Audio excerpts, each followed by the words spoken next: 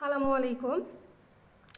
আমি এখন নবম দশম শ্রেণীর ব্যবহারিক পরীক্ষার তালিকা ও নমুনা চিত্র সম্পর্কে বলবো। বিষয় রসায়ন 2025 সালের।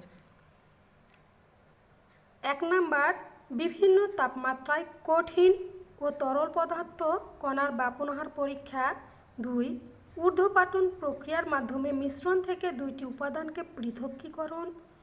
3 নম্বর, ধাতব কার্বনের যৌগের সাথে লঘু অ্যাসিডের বিক্রিয়ায় উৎপন্ন গ্যাস শনাক্তকরণ। 4, বর্তনী গঠন করে আয়নিক যৌগের দ্রবণের বিদ্যুৎ পরিবাহিতা পরীক্ষা। 5, সোডিয়াম ক্লোরাইড বা ফেরাস সালফেট লবণের কেলাস গঠন। 6, দ্রাব্যতা ও বিদ্যুৎ পরিবাহিতা পরীক্ষার মাধ্যমে আয়নিক ও সমযোজী যৌগ শনাক্তকরণ। 7, নির্দিষ্ট ঘনমাত্রার মোলার দ্রবণ প্রস্তুতি।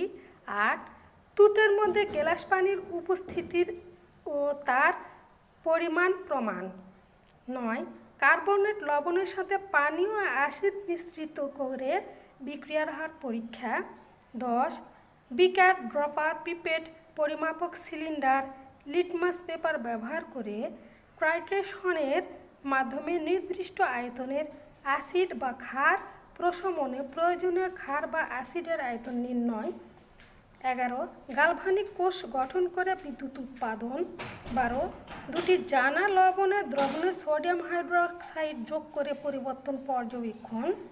13, লিটমাস পেপার ও পিএইচ পেপার ব্যবহার করে সরবরাহকৃত খাদ্য থেকে অম্লীয় ও ক্ষারীয় খাদ্যের তালিকা প্রণয়ন।